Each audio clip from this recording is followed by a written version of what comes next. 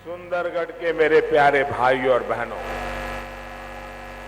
सुंदरगढ़ और बाढ़गढ़ का ये जन सैलाब, ये हुजूम, ये लहर, आपका ये स्नेह देख करके मैं अभिभूत हूं। आपने इस सेवक को आशीर्वाद देने जिस बड़ी संख्या में आए हैं, इसे मैं जीवन भर कभी भूल नहीं सकता। और मैं हेलीकॉप्टर से देख रहा था कि जितने लोग ये सामने दिखते हैं, उससे ज्यादा लोग बाहर दिख रहे हैं। थोड़ी देर पहले यहां मुझे किसी ने बताया कि पहली बार देश का कोई प्रधानमंत्री सुंदरगढ़ आया है। ये सही बात है। जब वो ये कह रहे थे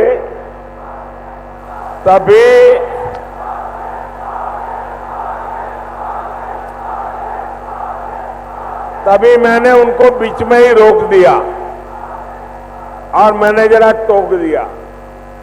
मैंने कहा कि सुंदरगढ़ में कोई प्रधानमंत्री आज भी नहीं आया है।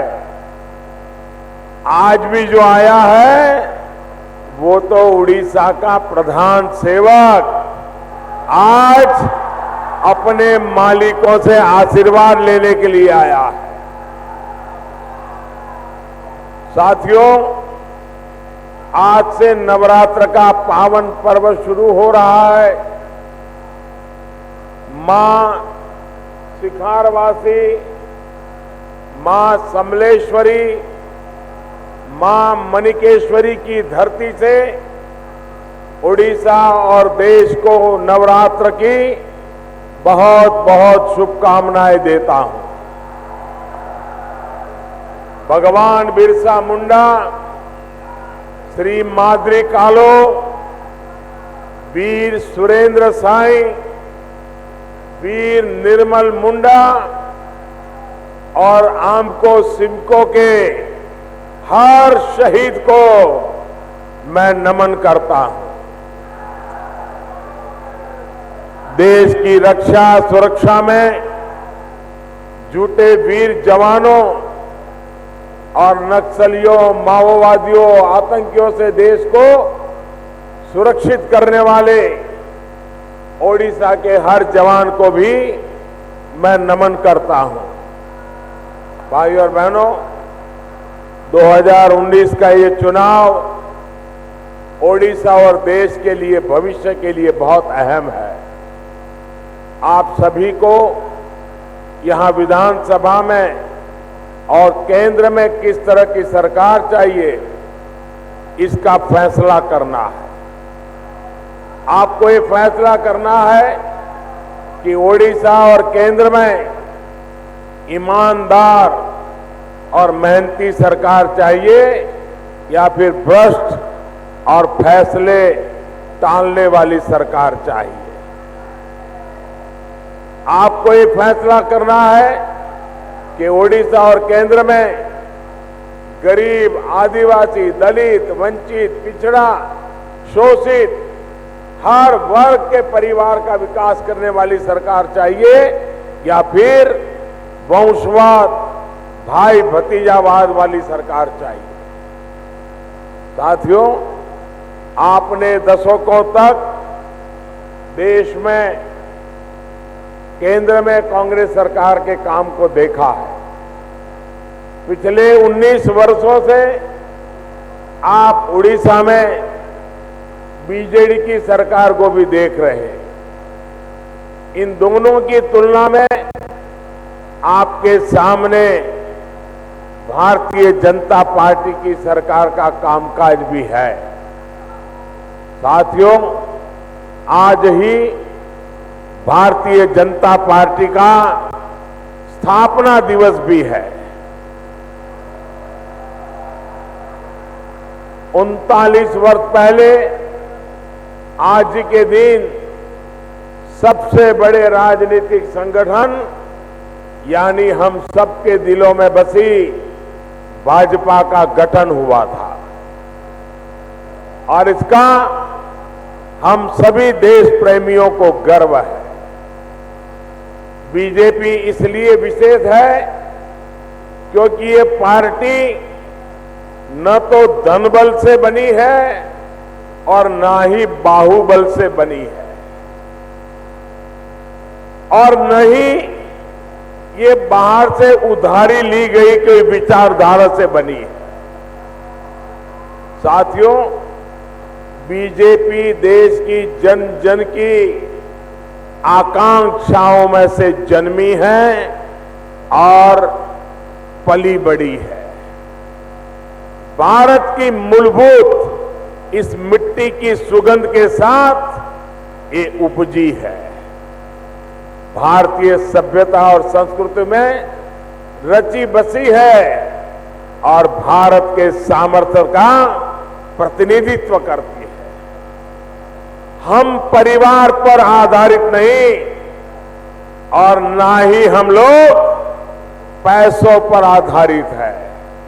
हमारी पार्टी कार्यकर्ताओं की है, कार्यकर्ताओं ने बनाई है, कार्यकर्ताओं के बलिदान हुए हैं, चार चार पीढ़ी खप गई है।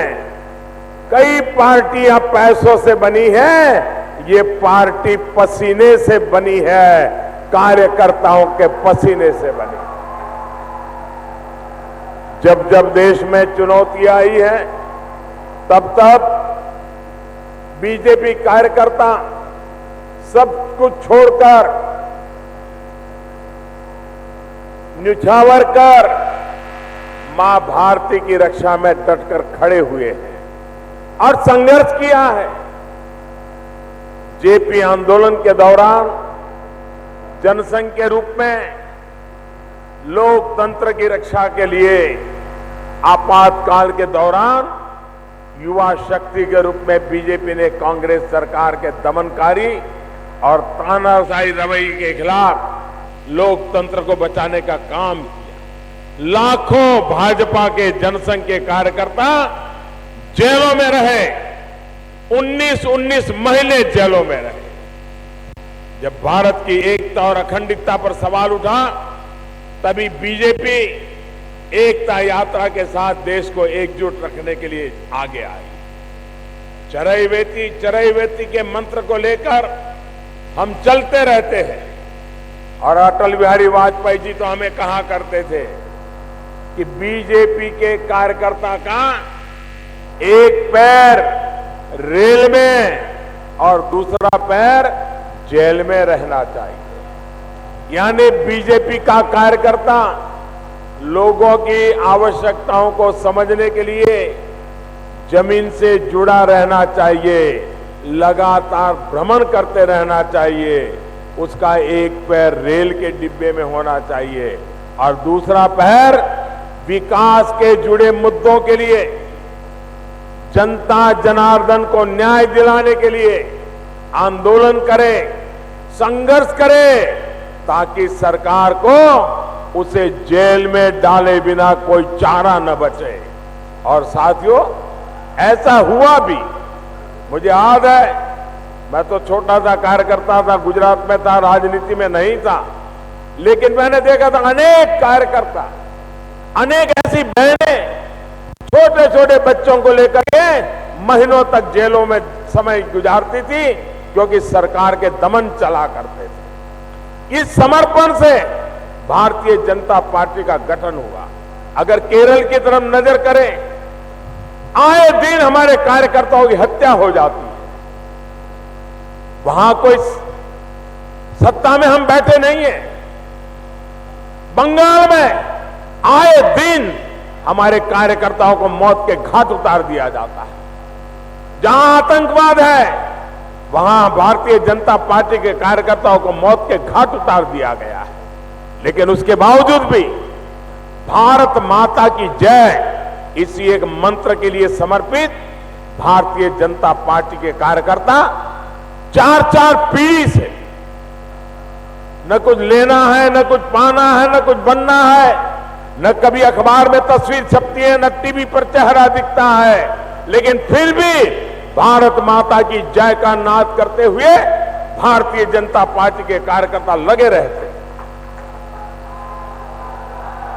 अपने इस लंबे सफर में अनेक बार बीजेपी के मनोबल को तोड़ने की तरह तरह से कोशिशें की गई, लेकिन पार्टी के निर्भीक और उत्साही कार्यकर्ताओं उनके मनोबल को कभी कोई हिला नहीं पाया, डिगा नहीं पाया।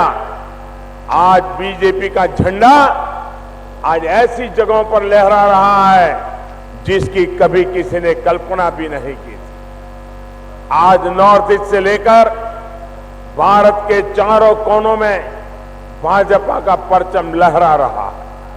देश भर में लोगों ने बीजेपी को गले लगाया है, अपने दिल में उतारा है।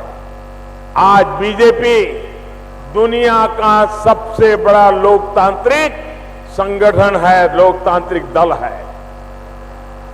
आज सबसे ज्यादा दलित, पिछड़े, आदिवासी, ग्रामीण तबके के किसान, महिलाएं आज भारतीय जनता पार्टी से जुड़े हुए हैं। देश को कांग्रेस और कांग्रेस से निकली पार्टियों के सामने एक मजबूत विकल्प देने का काम भारतीय जनता पार्टी ने किया है। साथियों, बीजेपी युवा भारत की पार्टी है, एस्पिरेशनल भारत की पार्टी है। इससे किसान जुड़ रहे हैं, जवान जुड़ रहे हैं, नौजवान जुड़ रहे हैं, महिलाएं जुड़ रही हैं। अगर भारत की राजनीति में किसी दल ने विकास को मुख्य मुद्दा बनाया, उसे जन आंदोलन का रूप दे दिया, तो वो भारतीय जनता पार्टी है। इतने कम समय में इतनी तेजी से आगे बढ़ा दल, इतनी छोटी आयु वाला दल जिसने भारत की पूर्ण बहुमत की सरकार बनाई, वो है भारतीय जनता पार्टी।